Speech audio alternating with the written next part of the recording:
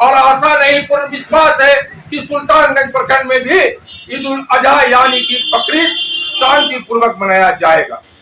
चलिए हम और एक सवाल हम करेंगे कि आज से ठीक 4-5 दिन बाद या 6 दिन के बाद श्रावण मास का यानी 4 तारीख को प्रारंभ हो रहा है। आपके सरकार के द्वारा क्या क्या इस पर कार्यक्रम लिया गया? पिछले 23 तारीख को जिला पदाधिकारी की अध्यक्षता में नगर परिषद के सभागार में एक बैठक हुई। पदाधिकारी से ये कहूंगा कि जिस तरह से बेहतर हो कि बालू की जगह मिट्टी भी हो, जिससे कांवरिया आसानी से जल लेकर के अपना बाबा धाम में चढ़ावे। एक सवाल और हम रखना चाहेंगे, जो दुकानदारों को जो लिस्ट तय किया जाता है, मूल्य तय किया जाता है बेचने के लिए, वो अक्सर दुकानदारों की ये शिकायतें रहती है कि जिला प्रशासन के द्वारा जो तय होता है मूल्य, वो उनके लिए हितकारी नहीं होता है, मूल्य बहुत ज्यादा कम तय होता है। नहीं, मूल्य जो भी प्रशासन के द्वारा तय किया गया है, अगर प्रशासन तय नहीं करे तो आरजेडी के नगर अध्यक्ष अफरोज आलम ने कहा कि ईद उल अजहा का यह पर्व व बकरीद का पर्व त्योहार संपूर्ण देश में भाईचारे के साथ मनाने की बात कही। वही उन्होंने कहा कि हमारे जिला भागलपुर अंतर्गत सुल्तानगंज प्रखंड में चाहे होली हो, दुर्गा पूजा हो, दीपावली हो या फिर ईद उल फित्र हो या फिर मुहर्रम हो या फिर ईद उल अजहा ही क्यों न हो, हमारे यहाँ पूर्णतः शांतिपूर्ण एवं पूर्ण भाईचारे के साथ मनाया जाता रहा है। यहाँ कभी भी किसी भी समय व वक्त किसी भी प्रकार की कोई अनैतिक विचारधारा नहीं रहती है। सभी एक दूसरे के साथ शांतिपूर्ण सद्भाव के साथ मनाते हैं और मनाते रहेंगे। वही उन्होंने कहा कि इसके अलावे जिला प्रशासन के द्वारा भी असामाजिक तत्वों पर पैनी नजर रखने की भी बात कही। श्री आलम ने शांति समिति का हवाला देते हुए कहा कि शांति समिति की बैठक में भी तमाम प्रकार के दिशा निर्देश जारी कर दिए गए हैं। आइए बढ़ते हैं भारत दर्शन एक आवाज के क्षेत्रीय प्रभारी एवं स्थानीय प्रभारी भूपेंद्र प्रसाद के संग आरजेडी के नगर अध्यक्ष अफरोज आलम से सीधी बातचीत के लिए सीधा प्रसारण के विशेष खबरों में।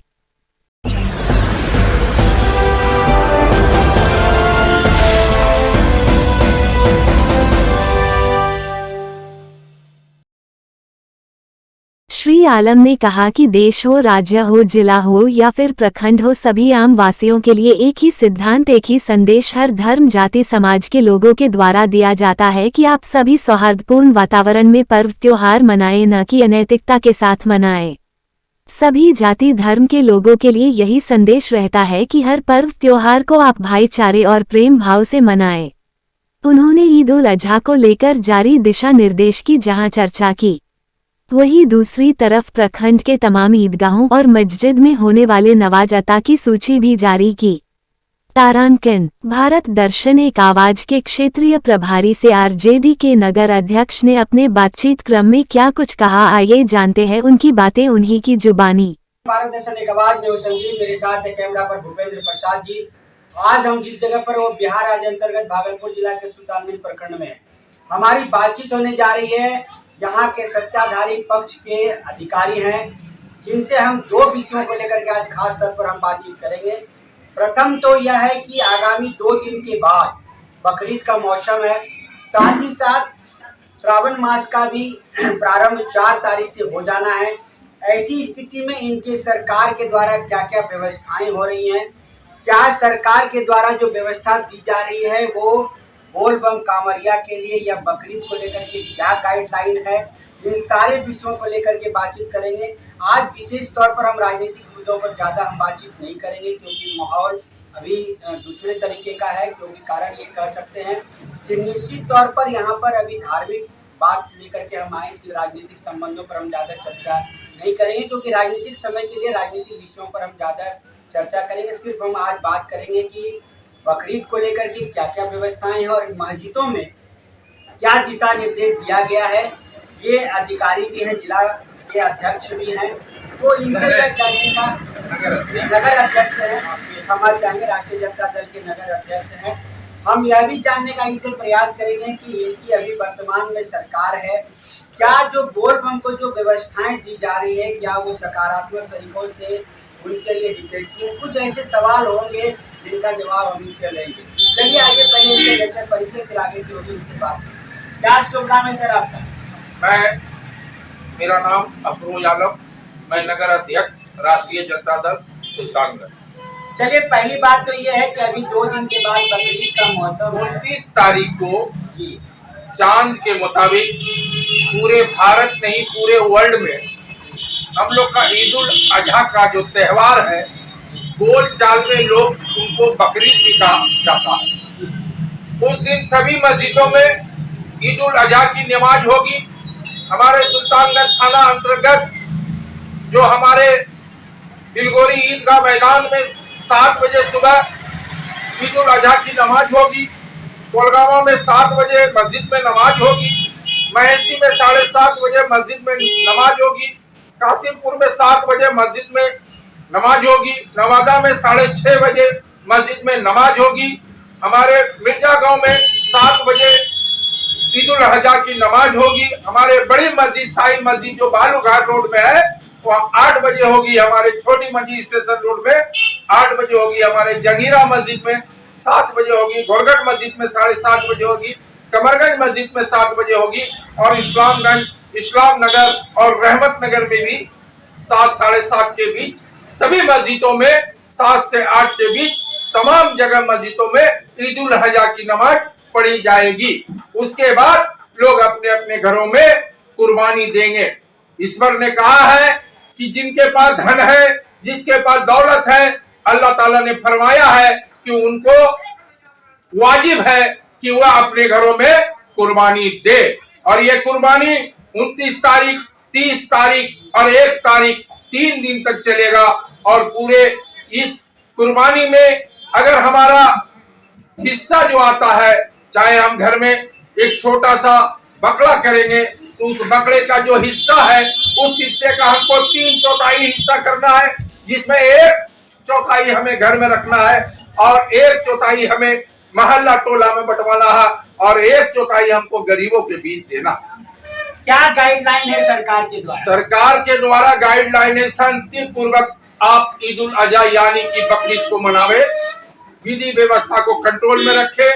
और मैं भी चाहता हूं कि जो हिंदुस्तान है या हिंदू मुस्लिम सिख ईसाई आपस में रहना भाई भाई, यह संदेश हर त्योहार में मनाया जाता है।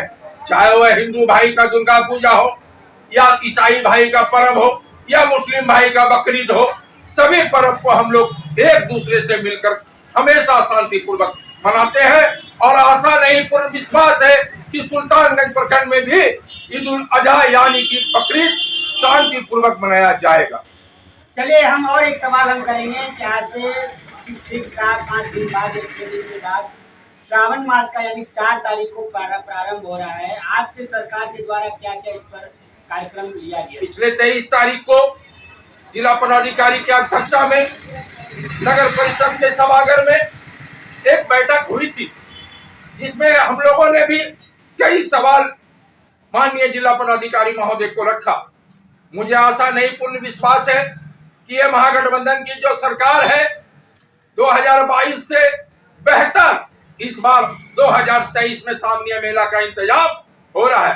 भले लोग को लग रहा है कि कांवरिया, और आशा नहीं पूर्ण विश्वास है कि सुल्तानगंज प्रखंड में भी ईद उल अजहा यानी कि बकरीद शांति पूर्वक मनाया जाएगा। चलिए, हम और एक सवाल हम करेंगे कि आज से ठीक 4-5 दिन बाद, 6 दिन के बाद श्रावण मास का यानी 4 तारीख को प्रारंभ हो रहा है। आपके सरकार के द्वारा क्या क्या इस पर कार्यक्रम लिया गया? पिछले 23 तारीख को जिला पदाधिकारी की अध्यक्षता में नगर परिषद के सभागार में एक बैठक हुई थी, जिसमें हम लोगों ने भी कई सवाल माननीय जिला पदाधिकारी महोदय को रखा। मुझे आशा नहीं पूर्ण विश्वास है कि यह महागठबंधन की जो सरकार है 2022 से बेहतर इस बार 2023 में सामने मेला का इंतजाम हो रहा है। भले लोग को लग रहा है कि कांवरिया का इंतजाम कहाँ है, कांवरिया जैसे जैसे आवेंगे इंतजाम में जो तेजी आई है। अब पिछले दिनों हमारे साथ मानसेगड़ा, रणबसेरा, धानी बेलारी, मासूमगंज तमाम जगह आप मीडिया के लोग हमारे साथ थे और हमारे राष्ट्रीय जनता दल के 6 सदस्यीय टीम आपके साथ घूम रहे थे। मैं आपको भी मुबारकबाद देना चाहता हूं कि ये जो चैनल है हमारा, ये चैनल भी हमारे साथ आज से 10 दिन पहले थी। मैं फिर एक दफा 30 तारीख के बाद जब त्योहार खत्म होगा, उद्घाटन 4 तारीख को यहाँ सामने मेला का, 3 तारीख को बाबा धाम देवघर में उद्घाटन करेंगे हमारे माननीय मुख्यमंत्री महागठबंधन के नेता और वहां झारखंड के मुख्यमंत्री श्री हेमंत सोरेन। और मैं मांग करता हूं कि यहाँ भी हमारे बिहार के महागठबंधन के मुख्यमंत्री माननीय नीतीश कुमार इस मेला का उद्घाटन करे। और यहाँ कांवरिया को ना तो पानी की दिक्कत होगी, न जल की दिक्कत होगी, न स्वास्थ्य की दिक्कत होगी, किसी चीज चाहे पीएचडी की दिक्कत होगी। बोल बम आवेंगे और ये कह के जाएंगे कि सुल्तानगंज में इस बार इंतजाम सबसे बेहतर है। नमामि गंगा के तट पर, हरिद्वार के तट पर जो बनाया गया है, मैंने पिछले बैठक में कहा था कि आज पर्यटन विभाग के द्वारा जो आप विज्ञापन लगाते हैं, मैंने जिला पदाधिकारी को कहा कि यह पर्यटन विभाग, जिला प्रशासन क्या करती है, बिहार सरकार क्या करती है, ये ऐसे जगह लगावे जहाँ कांवरिया उसको देख सके, आवाम देख सके। उन्होंने माना और डायरेक्टर को आदेश दिया कि वह जो प्रदर्शनी लगती है कृष्णगढ़ में, उसको हटा करके नमामि गंगा में लगाया जाए। चलिए, हमारा एक सवाल और भी है। जो सड़क पर कांवरिया बोलबम वालों के लिए जो बालू बिछाया जा रहा है, वो उनके लिए हितैषी नहीं है। वो पूरे रास्ते यहाँ से 108 किलोमीटर की जो दूरी तय करते हैं, तो पूरे रास्ते बिहार और झारखंड दोनों को पहुंचते हो जाते हैं। जी हाँ, हमारे भागलपुर जिला के अंतर्गत हमारा जो सीमा है गैरीनाथ मंदिर से लेकर के वो हमारा धानी बेलाड़ी तक है, जिसकी सेवा अगर देखा जाए तो हम 15 किलोमीटर के रेंज में है। उसके बाद वो बांका क्षेत्र में पड़ता है। और आप जो कह रहे हैं तो तपती गर्मी में अच्छे अच्छे आदमी का भी हालत खराब है, मगर भगवान जो मानसून है वह धीरे धीरे लोग सुल्तानगंज में प्रवेश नहीं कर रहे हैं। जिस दिन हमारे एक रंग एक भेष के बोल बम जब उतरेंगे तो पूरा सुल्तानगंज में मानसून भर जाएगा और वह बालू लबालब पानी से हो जाएगा। कोई भी कांवरिया का पैर नहीं जलेगा, न भीगी होगा, और वह आराम से 100 किलोमीटर जा करके बाबा बैजनाथ में जल चढ़ावेंगे। ये आशा नहीं, पूर्ण विश्वास है नगर राष्ट्रीय जनता दल अध्यक्ष अफरोज आलम का। चलिए, ये हम एक और सवाल रखना चाहेंगे कि उनका ये मानना है कि अगर इसी बालू के साथ अगर मिट्टी का मिश्रण हो जाए तो ज्यादा बेहतर है, चूल्हा का रास्ता। ये जिला प्रशासन तय करती है, हम लोग तो संगठन में है, हमारी सरकार है। मैं आप मीडिया को आश्वस्त कर देना चाहता हूं कि आपकी बातों को मैं अपने जिला के तमाम अधिकारी या पदाधिकारी से ये कहूंगा कि जिस तरह से बेहतर हो कि बालू की जगह मिट्टी भी हो, जिससे कांवरिया आसानी से जल लेकर के अपना बाबा धाम में चढ़ावे। एक सवाल और हम रखना चाहेंगे। जो दुकानदारों को जो लिस्ट तय किया जाता है, मूल्य तय किया जाता है बेचने के लिए, वो अक्सर दुकानदारों की ये शिकायतें रहती है कि जिला प्रशासन के द्वारा जो रेट तय होता है मूल्य, वो उनके लिए हितकारी नहीं होता है, मूल्य बहुत ज्यादा कम तय होता है। नहीं, मूल्य जो भी प्रशासन के द्वारा तय किया गया है, अगर प्रशासन तय नहीं करे तो दुकानदार कर्मचारी या पदाधिकारी से ये कहूंगा कि जिस तरह से बेहतर हो कि बालू की जगह मिट्टी भी हो, जिससे कांवरिया आसानी से जल लेकर के अपना बाबा धाम में चढ़ावे। एक सवाल और हम रखना चाहेंगे। जो दुकानदारों को जो लिस्ट तय किया जाता है, मूल्य तय किया जाता है बेचने के लिए, वो अक्सर दुकानदारों की ये शिकायतें रहती है कि जिला प्रशासन के द्वारा जो रेट तय होता है मूल्य, वो उनके लिए हितकारी नहीं होता है, मूल्य बहुत ज्यादा कम तय होता है। नहीं, मूल्य जो भी प्रशासन के द्वारा तय किया गया है, अगर प्रशासन तय नहीं करे तो दुकानदार कांवरिया को किस रूप में लेंगे। ये एक छोटा सा रेट तय किया जाता है। कांवरिया तो जितने भी दुकानदार हैं वो हमेशा खुश रहते हैं और वह कांवरिया को सताते भी नहीं है। सरकार का जो रेट है, सरकार ने बार बार कहा है कि कोई भी होटल बासी खाना कांवरिया को नहीं खिलावे, वह ताजा खाना खिलावे। रेट तय है, उसके लिए सोचना नहीं है। छोटे छोटे लोकल के पदाधिकारी हैं, प्रखंड विकास पदाधिकारी हैं, जिला पदाधिकारी हैं, थाना अध्यक्ष महोदय हैं, हमारे अनुमंडल पदाधिकारी डीएसपी साहब है, एडीएम साहब है, हमारे डायरेक्टर साहब है, बहुत सा अपर समर्था है, डीडीसी है, डीसीएलआर है, तमाम पदाधिकारी देख रेख में लगे रहते हैं।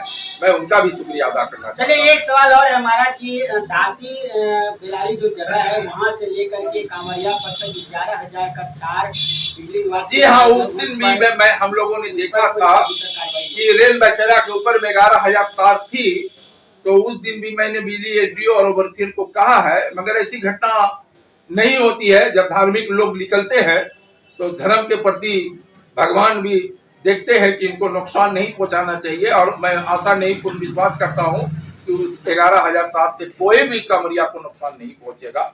और हमारे जो डाक बम है, डाक बम की चर्चा नहीं होती है, डाक बम जो आते हैं, जो 24 घंटा में जल उठाते हैं, मैं उनसे भी अपनी सरकार से चाहूंगा कि उनकी भी व्यवस्था एक अच्छी से किया जाए। जो कांवरिया 24 घंटा में सोमवार को यहाँ से जो संडे को जल उठाते हैं और 24 घंटा में बाबा बैद्यनाथ में जल उठाते हैं, उनकी भी व्यवस्था अच्छी तरह होना चाहिए। और हम लोगों ने मांग किया है कि अजगैबीनाथ मंदिर से लेके जहां तक हमारा सीमा है वहां कारपेट बिछाया जाए, जिससे कांवरिया का पैर नहीं जले, बेहतर सुविधा हो। चलिए, 2 दिन के बाद बकरीद है, आप क्या संदेश देना चाहेंगे? नगर के अधिकारी हैं, क्या संदेश देना चाहेंगे? ये पर्व शांति पूर्वक है। ईद उल अजहा, ईश्वर हो या अल्लाह हो, सभी चाहता है इस पर्व को शांति पूर्वक मनाए। हमारे तमाम मस्जिदों में जो समय सारणी दी गई है, मैंने मीडिया के सहारे दे दिया। इस पर्व में किसी तरह का कुछ नहीं होगा। मैं अपने घरों में अगर कुर्बानी करूंगा तो अगल बगल के लोग, दोस्त मुहीन को भी अच्छी तरह से खिलाता हूँ, चाहे वो ईद हो, चाहे वह बकरीद हो, चाहे वह मुहर्रम हो, चाहे वह शब बरात हो। और वो लोग भी हम लोगों को होली हो, दुर्गा पूजा हो, जो भी पर्व हो, सब में हम लोगों को भी बुलाते हैं। ये भाईचारा जिस जगह मैं हूँ, ये भाईचारा थाना रोड में देखा गया है। इसलिए मैं अपने तमाम वासियों को हमेशा पर्व में बधाई देता हूँ, और वो लोग भी हम लोगों को देते हैं। वैसी सुल्तानगंज में किसी तरह का ना इत्तेफाकी नहीं है, यहाँ एकता का एक मिसाल है। शांति समिति की बैठक में भी थाना में इस चीज की चर्चा हुई कि सुल्तानगंज में कहीं कोई चीज का व्यवधान नहीं। चलिए, नमस्कार। अभी हमारी बातचीत हो रही थी, हम हालांकि आज ज्यादा राजनीतिक विषयों पर, बकरीद का भी मौसम है और बकरीद को लेकर के और श्रावण मास को लेकर के खास चर्चा थी इनसे। इन्होंने स्पष्ट तौर पे कहा है कि बकरीद एक शांतिपूर्ण पर्व है, और ये बकरीद ही नहीं बल्कि हर धर्म के लोगों के लिए ये शांति का प्रतीक है। हर पर्व में यही दिशा निर्देश होता है, चाहे जिला प्रशासन का हो, चाहे राज्य का हो, या केंद्र का हो, कि उसे शांतिपूर्ण मनाया जाए।